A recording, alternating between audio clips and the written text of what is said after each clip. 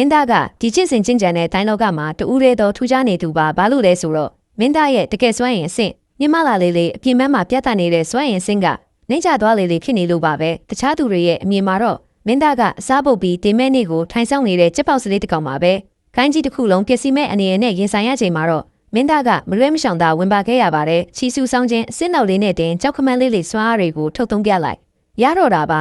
ါတာမန်လူတယောက်ကနတ်ဖျားအဆင့်ကိုတက်ပြစ်နိုင်နေဆိုတာဘလို့လို့ဖြစ်နိုင်မှာလဲဒါကတကယ်ပဲကြောက်တတ်တဲ့သူတို့ရဲ့ဂိုင်းတူအပူကြီးဟုတ်ရဲ့လားဒါပေမဲ့တကယ်တမ်းကျတော့မင်းသားကကြားကိုစားခြင်းလို့ဝဲအောင်ဆောင်ပြီးတမင်တက်စွမ်းအားတွေကိုဖုံးကွယ်ထားတာမဟုတ်ခဲ့ပါဘူးဇလန်းဆက်မှာတော့ဒီဖောက်ပြန်နေတဲ့တိုင်းလောကကြီးမှာဘယ်သူမှမသိတဲ့တမဏီစီမင်းတစ်ခုရှိပါတယ်အဲ့ဒါကတော့အစစ်မြင့်လာရင်တည်ရမယ်ဆိုတာပါပဲကဘာပေါ်ကတိုင်းပညာရှင်တွေအားလုံးဟာတခိုးတွေဖြစ်ပြီးတခိုးဆိုတာအပြစ်ပေးခံရမဲ့သူတွေပါလက်တထောင်ကြာတိုင်းကောင်းကင်ဘုံကကြီးမားတဲ့ရှင်နေကြီးတစ်ခုကိုလှုပ်ဆောင်ပါတယ်မူလဝိငင်အဆင့်ထက်ကျော်လွန်သွားတဲ့တိုင်းပညာရှင်တွေအားလုံးဟာအကြောင်းပြချက်မရှိရဲပျောက်ဆုံးသွားတတ်ကြသလိုမိုးကြိုးတန်ခံရပြီးပြာကျသွားတတ်ကြပါတယ်တလောကလုံးကတော့ဒါကိုအဆင့်တက်တာမအောင်မြင်ဘူးလို့ထင်နေကြပေမဲ့တကယ်တမ်းသူတို့ကိုကောင်းကင်ဘုံကစားသုံးပြလိုက်တယ်ဆိုတာမင်းသားတယောက်တည်းကသာသိပါတယ်ဒီလောကကတိုင်းပညာရှင်တွေရဲ့နောက်ဆုံးကံကြမ္မာကတော့ကောင်းကင်ဘုံအတွက်အာဟာရဖြစ်သွားဖို့ပါပဲနမိုက်နဲ့တညမှာတော့တက်ဖြတ်ရတာကိုဝါသနာမပါတဲ့မင်းသားဟာတောင်နောက်ဘက်ကတင်ချိုင်ကုန်းကိုတိတ်တိတ်လေးရောက်လာခဲ့ပါတယ်ကျင်းတူတာကျွမ်းကျင်နေပြီဖြစ်တဲ့မင်းသားကအလောင်းတစ်လောင်းကိုခိုးဝက်မြုပ်နှံဖို့ပြင်းနေတာပါအသက်ရှူမိုးကနေရောတဲ့ဒီနဲ့ရောင်ဝိယုံနဲ့အဖိုးကြီးရဲ့ခန္ဓာကိုယ်ပတ်လည်မှာတော့ရင်ခုန်တော့เสียအနီရောင်လင်းနှန်းတွေကျန်ရစ်နေပါသေးတယ်ဒါဟာနတ်ဖျားပြောင်းလဲခြင်းအဆင့်ရှိတဲ့ထိပ်တီတိုင်းပညာရှင်အင်တွေမာသာရှိတဲ့ကိုရန်စွမ်းရင်ပါပဲသူတည်ရတာကလည်းတန်တယ်လို့ပဲပြောရမှာပါဒီသွေးမိတ်စာကိုင်းကအကြီးကဲဟာညာတန်းကောင်ကြီးမင်းသားတို့ရဲ့ချင်းရင်ကောင်းရဲ့ကိုခိုးဝင်လာခဲ့ပါတယ်ဟောင်းနှံ့နေတဲ့ခြံကျွန်းတိုင်းချမ်းကိုခိုးကျင်တဲ့ခိုးပေါ့ဒါပေမဲ့သူကမင်းသားရဲ့ဟင်းသီးဟင်းရွက်ခင်းတဲ့ကိုဖျက်လျှောက်ပြီးမင်းသားအခုလေးတင်မှစိုက်ထားတဲ့ရုံးပတိတီးပင်တွေကိုနင်းချေသွားခဲ့ပါတယ်သူ့ကိုမတက်ရင်မင်းသားဘသူ့ကိုတက်ရမှာလဲငိမ့်တက်နေတဲ့ဒီလောင်းကြီးကိုကြည်ရင်တွေးမိလေဒေါသထွက်လေပါပဲဒါနဲ့လက်ထဲမှာအပြာရောင်မိတောက်လေးတစ်ခုကိုဖန်တီးပြီးကျင်းငယ်ကအလောင်းစီကိုပစ်လို့လိုက်ပါတယ်နှစ်တောင်းချီကြအောင်တမဏိလိုမာကျောနေတဲ့ခန္ဓာကိုယ်ကြီးဟာမျက်စိတမိတ်တွင်းမှာပဲပြာပုံဘိုးကကိုရောက်သွားပါတော့တယ်အစအနက်ဖြောက်ဖို့ကတော့လုံခြုံရေးအတွက်လိုအပ်ပါတယ်မဟုတ်ရင်တယောက်ယောက်ကများတွေ့သွားရင်မင်းသားကိုလူသက်ကောင်ကြီးလို့ထင်သွားနိုင်ပါတယ်ကျင်းကိုမြေပြန်မှုပြီးရဲ့နောက်မင်းသားခေါင်းမော်ကြည့်လိုက်မိတဲ့အခါမြင်လိုက်ရတဲ့အရာကြောင့်မျက်နှာတစ်ခုလုံးဖြူလျော့သွားပါတယ်အပြင်ဘက်မှာပြတ်တက်နေတဲ့စွမ်းရင်စင်းကချီစုဆောင်ခြင်းတတိယအဆင့်ရဲ့69%ကိုတက်သွားလို့ပါပဲမင်းသားလည်းပြတလဲနဲ့မင်းသားရဲ့တန်ကြံထဲကိုလန့်ကြည့်လိုက်ပါတယ်အဲ့ဒီမှာတော့ရှီဟောင်းပီလုံးကြီးတစ်ခုကပြောင်းပြန်လဲပတ်နေပါတယ်ကောင်းကင်ဘုံရဲ့မျက်စိအောက်မှာနှစ်ထောင်တိုင်အသက်ရှင်နိုင်ခဲ့ရတဲ့အကြောင်းရင်းကမင်းသားရဲ့ကိုယ်ရဲကဒီထူးဆန်းတဲ့ဘီလုံးကြီးကြောင့်ပါပဲတကယ်စွမ်းရင်အဆင့်မြစ်လာလေးလေးအပြင်ဘက်မှာပြတဲ့အဆင့်ကနှိမ့်ကျသွားလေပါပဲဒီလောကမှာချီဆူဆောင်ခြင်းအခြေခံတိဆောက်ခြင်းရွှေရောင်မြုပ်တွေမူလဝိငယ်နတ်ဖျားပြောင်းရခြင်းပေါင်းစည်းခြင်းမဟာယာနအဆက်ရှိသဖြင့်အဆင့်တွေရှိပါတယ်ဒါပေမဲ့ကောင်းကင်ဘုံရဲ့ဝင်ရောက်ဆွတ်ဖက်မှုကြောင့်နတ်ဖျားပြောင်းလဲခြင်းအဆင့်ဟာဒီလောကအတွက်တော့အမြင့်ဆုံးပါပဲဒါပေမဲ့မင်းသားကတော့ချွင်းချက်ပါဘာလို့လဲဆိုတော့အပြင်ပန်းကချီဆူဆောင်ခြင်းတတိယအဆင့်ဟာမင်းသားရဲ့တကယ်စွမ်းအားစစ်ဖြစ်တဲ့ပေါင်းစည်းခြင်းအဆင့်နဲ့ညီမျှနေလို့ပါပဲစောစောကပြစ်လွတ်လိုက်တဲ့မိတောက်လေးကပြင်းထန်လုံးလို့စွမ်းရင်တွေကိုပိုတန့်စင်သွားစေပြီး98.9ကနေ99ကိုတက်သွားတာပါဒီအတိုင်းသာဆက်သွားရင်မဟာယာနအဆင့်ကိုရောက်သွားတော့မှာပါချီစုဆောင်ခြင်းဒုတိယအဆင့်ကိုရောက်သွားရင်ဖိုးလုံးကြုံပေမဲ့ပြဿနာကအဆင့်ကျော်ဖြတ်ချိန်မှာထွက်ပေါ်လာမယ်စွမ်းရင်လိုင်းတွေကိုကောင်းကင်ဘုံကအလွယ်တကူရိပ်မိသွားနိုင်ပါတယ်နောက်ဆိုရင်တော့လက်လွတ်စပယ်မလုပ်တော့ဘူးလို့မင်းသားကဒေးထားလိုက်ပါတယ်တက်လာတဲ့စွမ်းရင်လေးနည်းနည်းလျော့သွားအောင်အိပ်ပြစ်လိုက်မှပါပဲဆိုကအိတ်လိုက်တာမျက်စိတမိတ်တွင်းမှာပဲမနဲ့မိုးလင်းသွားပါတယ်ချင်းရင်ကိုင်းရဲ့တောင်တကားမှာမြူခိုးတွေရစ်တိုင်းနေပါတယ်မိုင်းထောင်ချီတွင်းမှာနမေကြီးရဲ့တမမကိုင်းကြီးပြီးတောင်ထုပေါင်း92ခုကိုပိုင်ဆိုင်ထားပါတယ်မင်းသားနေတဲ့စီကျူတောင်ထုကတော့92ခုထဲမှာအဆုတ်ချဆုံးပါပဲဘာလို့လဲဆိုတော့ဒီမှာလူ3ယောက်ပဲရှိလို့ပါတည်တလားအရှင်သလားမသိတနေကုန်တရားထိုင်နေတဲ့ဆရာတယောက်ရဲ့တောင်ထုကိုပြန်လည်မွမ်းမံဖို့တနေကုန်တွေးနေတဲ့ညီမလေးတယောက်နဲ့လူတက်ရတာမကြိုက်တဲ့ရိုးသားတဲ့ကောင်းတူကိုကြီးမင်းသားပါပဲအိယာကနိုးနိုးချင်းမှာပဲတောင်ကားပန်းမှာစူညံနေတဲ့ရံပွဲတန်ကိုကြားလိုက်ရပါတယ်ဇာပန်းထိုးဝတ်စုံနဲ့လူဝကြီးတယောက်ကသူ့လက်ထဲကအစစ်နှိပ်ဝိညာဉ်ကြောက်တုံးလေးတွေကိုကစားရင်ရှိကလှပတဲ့ကောင်မလေးကိုနာဘူးထနေပါတယ်အဲ့ဒီကောင်မလေးကတော့စီကျူတောင်ထုကခိုင်းတူညီမလေးဆူချင်းခဲ့ပါပဲလူဝကြီးနာမည်ကကြောက်ဟူပါခေါင်းရည်စီးမင်းရလူရည်အတွက်ဘလောက်ပဲရှိအခြေခံရိတ်ခါခွဲရရမှာဖြစ်ပေမဲ့သူတို့ကဖြတ်တောက်ထားပါတယ်ဘာကြောင့်လဲလို့မေးတော့မင်းတို့စီကျူတောင်ထုကအမိုက်တွေကြီးပဲမိုးလို့ဆိုပြီးရဲမောင်းလောင်ပြောင်ပါတယ်မင်းတို့ရဲ့ဆရာတရေကြီးကတရားကျင့်နေတာ10နှစ်ရှိနေပြီအယိုးအောင်ဆွေးနေတော့ပြီးနင့်ရဲ့အကိုကြီးလူကြံကလည်းခွေးတကောင်တော့တောင်အတုံးမချဘူးခိုင်းရရောက်တာ10နှစ်ရှိပြီချီဆူဆောင်ခြင်းတတိယအဆင့်မှာပဲရှိသေးတယ်တနေ့ကုန်အိပ်ရင်အိပ် မအဲ့ရင်တင်ချိုင်းကုန်းမှာအမိုက်တွားကောက်နေရပဲမနေ့ကဆိုတောင်းအောင်စင်းပြီးတာမန်လူတွေကိုတောင်တွားလို့ရတဲ့ကြားတဲ့တိုင်းတော့ကအတွက်အရှက်ရစရာပဲလို့ပြောလိုက်ပါတယ်စူချင်းခဲကနာကိုကြီးကိုစော်ကားခွင့်မပြုဘူးလို့ဒေါသတကြီးပြန်ပြောပေမဲ့ကြောက်ဟူကတော့နှောင်းပြောင်ရင်းစေပါအခြေခံတိဆောက်ခြင်းအဆင့်အစပိုင်းတော့ပဲရှိတဲ့ညီမလေးကအဆင့်လေကိုရောက်နေတဲ့သူ့ကိုရင်ဆိုင်ရတာပါကြောက်ဟူကပြင်းထန်တဲ့လေးလိုင်းတွေထုတ်လုပ်ပြီးညီမလေးရဲ့ဓာတ်တွေကိုလွှင့်စင်သွားစေပါတယ်ပြီးတာနဲ့သူ့လက်ဝါးထဲမှာအနီရောင်မီးလုံးကြီးတစ်ခုကိုဖန်တီးပြီးညီမလေးစီကိုညှာမှုကင်းမဲ့စွာပြစ်လွတ်လိုက်ပါတယ်အဲ့ဒီလိုအရေးကြီးတဲ့အချိန်လေးမှာပဲမတော်တဆချော်လဲကြဟန်ဆောင်ပြီးရှော့တိုက်ဝင်လာတဲ့လူတစ်ယောက်ကကြောက်ဟူရဲ့ခါဘေးကိုအချိန်နဲ့ဝင်တိုက်လိုက်ပါတယ်ကြောက်ဟူမှာခုခံဖို့အချိန်တော့မရလိုက်ပါဘူ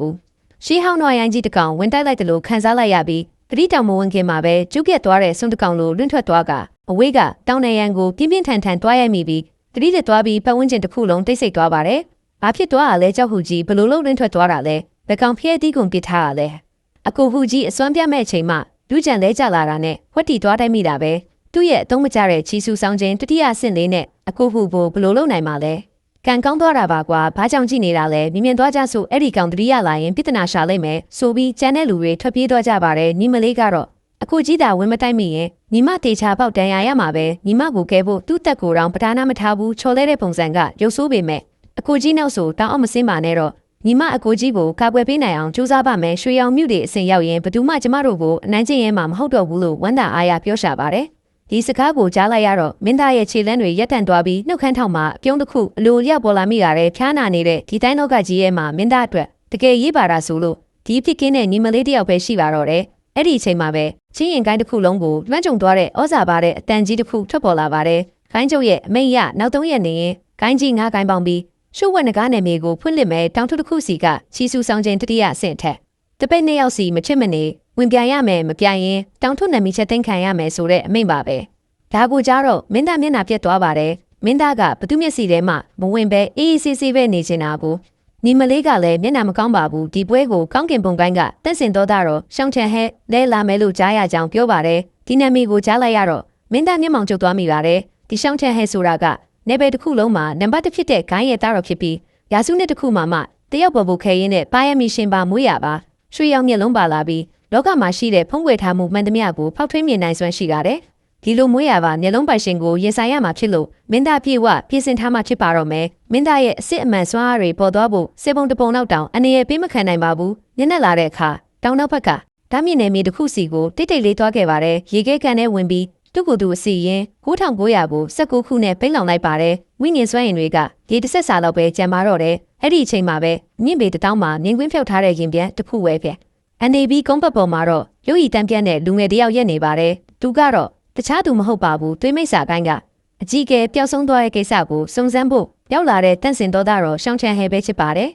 ်နောက်တစ်ခါမှာတော့တန့်စင်တော်သားတော်ရှောင်းချန်ဟဲဟာအခြေအနေတွေကိုစုံစမ်းစစ်ဆေးပြီးပါပြီမနေ့ညကသွေးမိတ်စာကိုင်းကြီးကဲနောက်ဆုံးပြောက်ွယ်သွားတဲ့နေရာဟာချင်းရင်ကိုင်းရဲ့တောင်နောက်ဘက်မှာပါထူးဆန်းတာကအဲ့ဒီနေရာမှာတိုက်ပွဲဖြစ်ပွားခဲ့တဲ့လက္ခဏာလုံးဝမရှိပဲအလွန်အားနေတဲ့မိစွမ်းရင်ကျွင်းကြံလေးပဲတွေ့ရတာပါနှစ်ဖျားပြောင်းလဲခြင်းအဆင့်ရှိတဲ့တိုင်းသမားတယောက်ကိုပြဖြစ်အောင်လုပ်နိုင်တဲ့စွမ်းအားကိုအားနေပါတယ်လို့ပြောလိုက်တဲ့လက်အောက်ငယ်သားတွေကိုရှောင်းချန်ဟဲကပြင်းပြင်းထန်ထန်ကျင်းမောင်းလိုက်ပါတယ်ဒါဟာအစစ်မြင့်တဲ့သူတွေသာလုံနိုင်တဲ့အစွမ်းပဲစွမ်းအားကိုအစွမ်းကုန်ထိန်းချုပ်ထားနိုင်တာဟာငါတို့စိတ်ကူးထားတာထက်တောင်ကြုံနေတဲ့လူသူကဆိုပါတယ်အခုရေချိုးနေတဲ့သူကစီကျူတောင်ထုတ်ကအကိုကြီးလူချန်လားအချက်လက်တွေရတော့သူက10နှစ်လုံးအသုံးမကျတဲ့သူတေမာကြောက်တဲ့အမိုက်တစပ်ပဲဒါပေမဲ့နှစ်ပေါင်းတောင်ချီအေးခဲနေတဲ့ရေခဲကန်ထဲမှာသူကမျက်နှာမပြတ်ပဲစိတ်နေနိုင်တာဟာမဖြစ်နိုင်တာပါအခြေခံတိဆောက်ခြင်းစင့်တိုင်းသမားတောင်ခဏလေးနဲ့ခဲသွားနိုင်တဲ့နေရာမျိုးပါစိတ်ဝင်စားစရာပဲဒီလူဟာကိုယ်ကရဲ့လေ့ကျင့်မှုမှာပါရမီရှင်ခေးရမယ်ဒါမှမဟုတ်နာရုရှာနေတဲ့ထူးခြားတဲ့သူခေးရမယ်လို့ရှောင်းချန်ဟဲကတွေးရင်လူကြံကိုရှုပ်ဝက်နေမြေစမ်းသက်ပွဲမှာအတေချာစောင့်ကြည့်ဖို့အမိန့်ပေးလိုက်ပါတယ်မင်းသားကတော့သူ့ကိုတယောက်ယောက်ကစောင့်ကြည့်နေမှရိပ်မိသွားပါတယ်ရှောင်းမရမှတော့အကြံပြောင်းရတော့မှာပေါ့လူတွေးပြီးမင်းသားကအပျော်သဘောလုပ်ထားတဲ့မျက်နှာဖုံးတစ်ခုကိုထုတ်လိုက်ပါတယ်ဒီမျက်နှာဖုံးဟာမဟာယာနအဆင့်အောင်တိုင်းသမားတွေလုံးဝဖောက်ထွင်းမမြင်နိုင်တဲ့အရာပါအပြင်မှာတော့နားကိုအမိုက်လိုပဲခေါ်ဒါပေမဲ့ရှုပ်ဝက်နေမိရဲရောက်ရင်တော့နာဟာအသက်ကိုရေးသိမ့်မဲ့တင်မင်းပဲနားကိုလာမဆက်ကြဘူးညှို့လင်းရတာပဲလို့မင်းသားကကျုံးဝလိုက်ပါတယ်ရှုပ်ဝက်နေမိဖွင့်နေနေရောက်လာပါပြီတပိတ်ပေါင်းထောင်ချီဟာစိတ်လှုပ်ရှားစွာစုဝေးနေကြပါတယ်ရှုပ်ဝက်နေမိထဲမှာ9ရက်ကြာနေထိုင်ရမှာဖြစ်ပြီးအချိန်မီပြန်မထွက်နိုင်ရင်တော့အထဲမှာထာဝရပိတ်မိနေမှာပါမင်းသားကတော့လူအုပ်ကြီးရဲ့နောက်ဆုံးမှာရက်နေပြီးသူ့ကိုမှအဆောင်လက်ဖွဲ့တွေအပြစ်ကတ်ထားပါတယ်ကြောက်တက်တဲ့သူတယောက်တွင်စောင်းနေတာပေါ့မင်းသားကညီမလေးကိုကြောက်စိမ့်ဆွဲပြလေးတစ်ခုပေးလိုက်ပြီး အထဲရောက်ရင်တနေရာမှာပုံနေပါအနေရရှိရင်ဒါကိုချက်ချင်းခွဲလိုက်လို့တတိပေးပါဒါပေမဲ့ညီမလေးကတော့အကိုကြီးအတွက်စေးဖို့ဖို့စေးပင်တွေရှာချင်နေတာပါနေမီရဲရောက်တဲ့အခါမင်းသားကတစ်ပင်ကောင်းထဲမှာအိတ်ဖို့ပြင်းနေုံအနီရောင်စေးပင်တစ်ပင်ကိုတွေ့လိုက်ရပါတယ်အဲ့ဒီအချိန်မှာပဲတခြားကိုင်းသား၃ယောက်ကအဲ့ဒီစေးပင်ကိုလူဖို့ပြေးလာမှမြေပြင်အောက်ကနေကြောက်သားခွန်ပါတဲ့မျိုးဟောက်ကြီးတစ်ကောင်ထွက်လာပြီးသူတို့ကိုတပ်ပစ်လိုက်ပါတယ်ဒီမျိုးဟာအဆင့်လေးရွှေရောင်မြူတွေအစင်နီးပါရှိတဲ့မိစ္ဆာသားရဲပါမင်းသားကဒါဘူအေးအေးဆေးဆေးကြည့်နေရင်မဲ့အဲ့ဒီစေးပင်ကအရက်နဲ့တောက်ရင်ကောင်းမယ်လို့တွေးမိတာကြောင့်ကြောက်ခဲလေးတစ်လုံးကိုကောက်ကင်ပြီးစွန့်ရင်မသုံးပဲလက်တောက်လိုက်ပါတယ်ကြောက်ခဲကမျိုးရဲ့အမဆုံးခုံကိုဖောက်ထွက်သွားပါတယ်ဒီဘက်ခင်မျိုးတွေကရိုင်းလာကြည်လားလူကိုမြင်တာတော့နှုတ်မဆက်ဘူးလို့မင်းသားကရေရွတ်လိုက်တဲ့အချိန်ဒါကိုမြင်သွားတဲ့သွေးမိစ္ဆာကိုင်းသားတွေကလန့်သွားပြီးဒီလောက်ဆွမ်းအားကြီးတဲ့ခုကရဲလေးချင်းသူကဘသူလဲဆိုပြီးထွက်လာဖို့စင်ခေါ်ပါတော့တယ်တစ်ဖက်မှာတော့သွေးမိစ္ဆာကိုင်းသားတွေကညီမလေးစုချင်းကဲကိုဝိုင်းထားပါတယ်နင့်ကိုတက်ပြီးတားရဲတွေတက်ပါတယ်လို့အကွက်ဆင်လိုက်ရင်ဘသူမှတိမှာမဟုတ်ဘူးလို့သူတို့ကချင်းချောက်နေတာပါညီမလေးကကြောက်လန့်တကြားနဲ့မင်းသားပေးထားတဲ့ကြောက်စင်ပြားကိုခွဲလိုက်တဲ့အခါမင်းသားကချက်ချင်းဆိုသလိုသူမရှိကိုစပီလောကိုတုံးပြီးရောက်လာပါတယ်သွေးမိစ္ဆာကောင်းသားတွေကမယုံနိုင်ပဲတာမန်လူတယောက်ကရှိုးဝက်နေမိတဲ့ကိုဘလို့ဝင်လာတာလဲထေဆန်းတို့အော်ပြီးတိုက်ခိုက်ဖို့ပြင်မာတော့တယ်ဒါပေမဲ့မင်းသားရဲ့စွမ်းအားကိုမြင်လိုက်ရတဲ့ခါမှာတော့သူတို့တွေဒီလူကအနည်းဆုံးရွှေရောင်မြူတွေအဆင့်ကိုကရဲ့ကျင့်ကြံသူပဲပြေးကြဟိလို့အော်ဟစ်ကထွက်ပြေးကြပါတယ်မင်းသားကသွေးမိစ္ဆာကိုင်းသားတွေကိုမျက်စိတမိတ်အတွင်းရှင်းလင်းပြီးတဲ့နောက်ကြောင်တောင်ဖြစ်နေတဲ့ညီမလေးစုချင်းကဲကိုလှည့်ကြည့်လိုက်ပါတယ်ဒီနေရာမှာကြာနေဖို့မသင့်တော့ဘူးကြောက်စင်ပြားကိုတင်ထားလိုက်တော့လို့အတန်ကိုပြောင်းပြီးခက်တီတီသတိပေးလိုက်ပါတယ်ညီမလေးကစီနီယာမသွားပါနဲ့အုံကိုတားပေမဲ့မင်းသားကတော့စပီလောကိုတုံးပြီးပျောက်ကွယ်သွားပါပြီညီမလေးရဲ့စိတ်ထဲမှာတော့ဒီလူကဘသူလဲပါလို့ငါ့ကိုလာခဲ့တာလဲပြီးတော့သူစီကရတဲ့ခံစားချက်ကငါ့ကိုကြီးနဲ့အရန်တူနေပါလားငါ့ကိုစောင့်ကြုံပေးတဲ့အကိုကြီးရဲ့ခံစားချက်မျိုးပဲလို့တွေးမိနေပါတယ်ဒါပေမဲ့ချက်ချင်းပဲခေါင်းခါလိုက်ပြီးငါတော့ယူနေပြီထင်တဲ့အကိုကြီးလိုချီဆူဆောင်ခြင်းစင်းတော့ပဲရှိတဲ့သူကဒီလိုကြောက်စရာကောင်းတဲ့အစွမ်းမျိုးဘလို့လို့ရှိနိုင်မှာလဲရန်သူတွေကိုတစ်ချက်တည်းနဲ့တီးလိုက်တဲ့ဒီထိတ်တီးတိုင်းသမားဟာဆရာရဲ့မိတ်ဆွေဒါမှမဟုတ်ခိုင်းကပုံွယ်နေတဲ့ထိတ်တီးကြီးကတယောက်ယောက်ပဲဖြေးရမယ်လို့အထင်မှားပြီးကောက်ချက်ချလိုက်ပါတော့တယ်တစ်ဖက်မှာတော့အဝေးကိုထွက်ပြေးလာတဲ့မင်းသားဟာအမောတကုတ်ဖြစ်နေပါတယ်ပြေးရတာပင်မလို့မဟုတ်ပါဘူးစိုးစိုးကစွန့်ရင်နီးနဲ့လေးသုံးလိုက်မိတာကြောင့်တက်လာတဲ့အဆင့်ကိုပြန်ဖိနေရလို့ပါချက်ဆန်းအောက်ပြန်ကြဆန်းလို့သူ့ရဲ့စွန့်ရင်တွေကိုပြန်ချနေရပါတယ်အဲ့ဒီအချိန်မှာပဲမင်းသားဟာထူးဆန်းတဲ့မိစ္ဆာစွမ်းရင်တစ်ခုကိုအာယုံခံမိလိုက်ပါတယ်။သွေးမိစ္ဆာကိုင်းကကောင်းဝေကတော့လှုပ်ချလိုက်ပြန်ပြီးဒီရှိုးဝက်နယ်မြေတစ်ခုလုံးကိုပူဇော်ပတ်သက်ဖို့ကြံစီနေကြတာပဲဟုတ်ပါတယ်။သွေးမိစ္ဆာကိုင်းဟာနယ်ပယ်ကူးခုသွေးမိစ္ဆာအစီရင်ကြီးကိုခင်းကျင်းလိုက်တာပါ။ဒီစီရင်မှာဝင်းပေါက်18ခုရှိပြီးနယ်မြေတွေကလူထောင်ပေါင်းများစွာကိုမိစ္ဆာရေးပူဇော်ဖို့ပြင်ဆင်နေတာဖြစ်ပါတယ်။သွေးမိစ္ဆာကိုင်းရဲ့ရည်ရဲချက်ကပေါ်သေးသေးမဟုတ်ပါဘူး။ဒီစီရင်သာအောင်မြင်သွားရင်ရှိုးဝက်နယ်မြေကြီးပြိုကျပျက်စီးသွားမှာဖြစ်ပြီးအာကာတလန်ကဲတွေကြောင့်မန်ဒီယာပတ်လေဟာနေပြင်းနဲ့တပြေးညီပြာကျသွားမှာပါ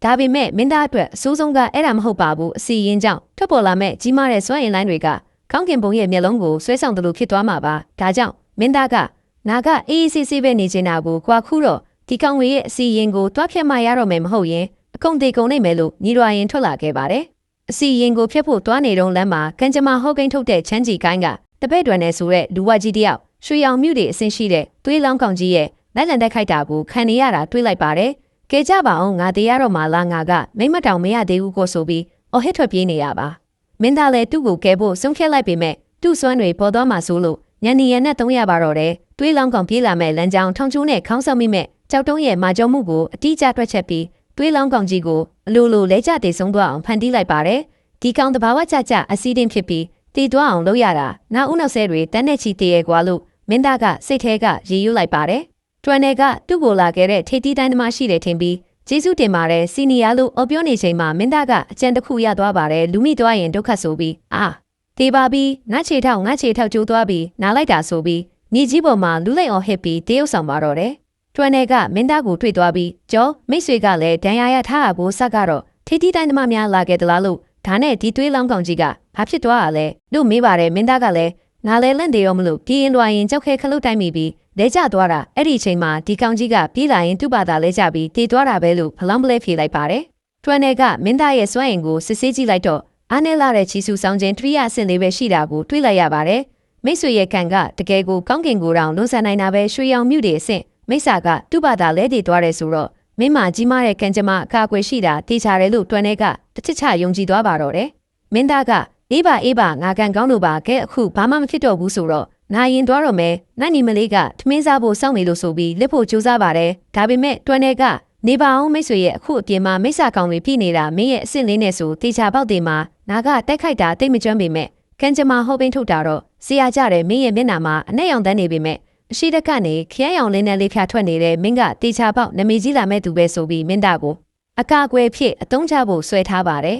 ်အဲ့ဒီအချိန်မှာပဲအစီရင်ရဲ့ဒုတိယဆင့်စတင်သွားပြီးချစ်ကြောင်းတွန်နယ်ရဲ့တန်လိုက်အိမ်မြောင်ကပြတ်သက်နေပါတယ်မကောင်းတော့ဘူးမိတ်ဆွေအသက်ရှင်ရလန်းကအရှိတောင်ဘက်မှာရှိတဲ့နောက်ကျရင်မမီတော့ဘူးနင်းမြန်သွားကြဆိုပြီးတွန်နယ်ကအတင်းဆွဲခေါ်သွားပါတယ်မင်းသားကတော့စိတ်ထဲကနေအရှိတောင်ဘက်ကအသက်ရှင်ရလန်းမဟုတ်ဘူးမတုံးရဲ့အဲ့ဒါအဆင့်လေးတာရဲကြီးနှစ်ကောင်စောင့်နေတဲ့တင်မင်းတကားကိုလို့အော်ဟစ်နေမိရတော့တယ်တွန်နယ်ရဲ့အလွဲလွဲချော်ချော်တန်လိုက်အိမ်မြောင်ကြောင့်သူတို့နှစ်ယောက်တင်မင်းတကားစီရောက်သွားချိန်မှာပဲကန်ကောင်းထောက်မစွာနဲ့ကောင်းကင်ပုံကိုင်းကတန့်စင်တော့တာတော့ရှောင်းချန်ဟဲနဲ့တွားဆုံပါတော့တယ်ရှောင်းချန်ဟဲကတားရဲတွေကိုနှိမ်နှင်းလိုက်တာမို့တွန်နယ်ကတားတော်ကိုကျေးဇူးတင်ပါတယ်ကဲတင်ပေးလို့ပါဆိုပြီးဖားနေရပါ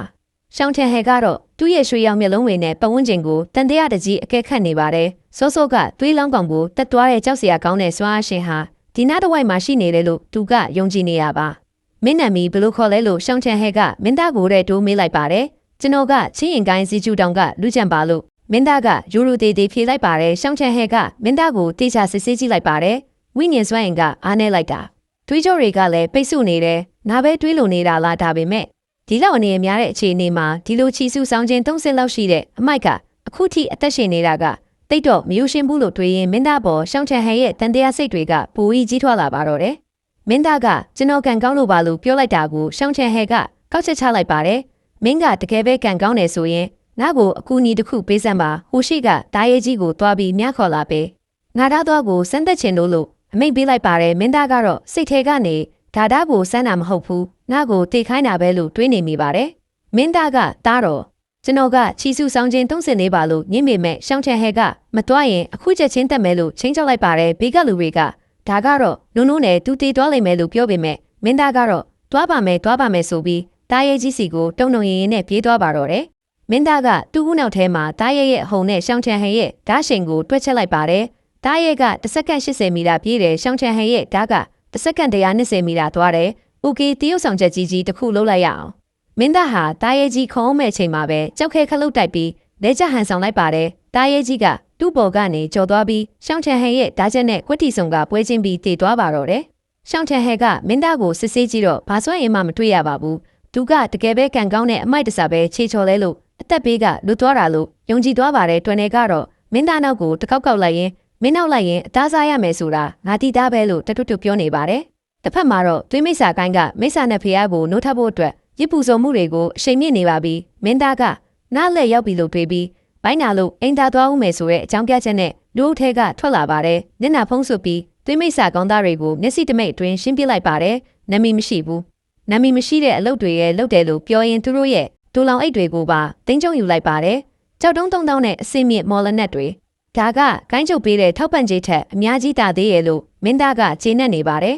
်မင်းသားကသူ့ရဲ့အမိုက်ဇယုတ်ကိုပြန်တရုပ်ဆောင်ဖို့ပြင်နေရုံမှာပဲနေမီရဲ့မှာအမောင်ထုကလွှမ်းမိုးလာပါတယ်တိမိတ်ဆာကောင်းရဲ့ဘိုးဘေးကြီးနှုတ်ထလာတာပါအစီရင်ရဲ့အလံတွေကိုတစ်ခုပြီးတစ်ခုဖျက်ဆီးနေပေမဲ့ဒီမိတ်ဆာကြီးကတကယ်ကြောက်ဖို့ကောင်းပါတယ်မင်းသားကဒီကောင်နိုးလာရင်တလောကလုံးဒုက္ခရောက်ကုန်တော့မယ်ငါစီကိုအာယုံမရောက်အောင်တခြားသူစီရွဲမရတော့မယ်လို့တွေးလိုက်ပါတယ်ရှောင်းချန်ဟဲကတော့သူ့ရဲ့မရဲသားနဲ့မိတ်ဆာကြီးကိုခုခံနေပေမဲ့အခြေအနေကမဟန်တော့ပါဘူးအဲ့ဒီအချိန်မှာရှောင်းချန်ဟဲကရုပ်မာတဲ့အကြံတစ်ခုထုတ်လိုက်ပါတယ်ရှောင်းချန်ဟဲဟာနီမလေးစုချင်းကဲကိုဖမ်းပြီးမိတ်ဆာကြီးရှေ့မှာကာကွယ်ရေးတိုင်းဖြစ်သုံးလိုက်ပါတယ်စီနီယာကျွန်တော်သိတယ်ခင်ဗျားဒီနားမှာပဲရှိနေတယ်ဆိုတာခင်ဗျားဒီကောင်မလေးကိုဂယူးဆိုင်တယ်မဟုတ်လားခင်ဗျားထွက်မလာရင်ဒီကောင်မလေးကိုမိတ်ဆာကြီးစီကျွေးလိုက်မယ်လို့ဟိန်းဟောက်လိုက်ပါတယ်နီမလေးကအကိုကြီးမလာပါနဲ့လူအော်နေမဲ့မင်းသားကတော့ပုံနေလို့မရတော့ပါဘူးတားတော်ဆိုတဲ့ကောင်ကမင်းကလေးကိုဒိုင်းလုတ်ပြီးတုံးနေတဲ့မင်းမအရှက်ရောရှိရဲ့လားလို့မင်းသားကစိတ်ထဲကကျင်းမောင်းလိုက်ပါတယ်ဒါပေမဲ့သူကိုယ်တိုင်ထွက်လာရင်လူမိသွားမှာမို့အစီအစဉ်တစ်ခုလုပ်ရပါတယ်မင်းသားဟာကျွေးမဲ့ခုခံခြင်းစွမ်းကိုတုံးပြီးညီမလေးကိုကာကွယ်ဖို့ပြေးဝင်သွားပါတယ်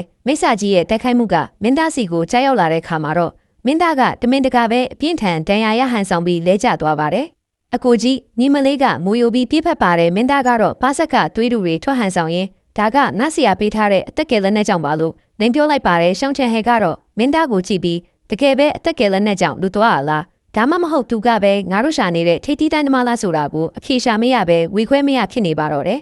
ရှောင်းချန်ဟဲကမင်းသားကိုကြည့်ပြီးအော်တစ်ချိန်တုံးရှေးဟောင်းလက်နဲ့ကိုတာကြောင့်မင်းသက်ရှင်နေတာပဲလို့ နှာခေါင်းရှုပ်လိုက်ပါတယ်။အဲ့ဒီအချိန်မှာမိစ္ဆာကြီးရဲ့နောက်ဆုံးတိုက်ကွက်ကကြားရောက်လာပါတယ်။ဒါဟာနတ်ဖျားပြောင်းလဲခြင်းဆင့်ရဲ့အထုထိတ်စွမ်းအားမျိုးပါကုံမုန်းကငါတို့တော့ပြဖြစ်တော့မှာပဲလို့ထင်းနေချိန်မှာမင်းသားကစိတ်ထဲကနေမင်းကငါ့ကိုတကယ်တက်ခိုင်းနေတာပဲလူတွေးပြီးအခွင့်အရေးကိုစောင့်လိုက်ပါတယ်။ဘုံခနဲ့တန်ကြီးနဲ့အတူမိစ္ဆာကြီးပောက်ကွဲသွားပါတယ်။မင်းသားကမြေကြီးပေါ်မှာလူးလည်ရင်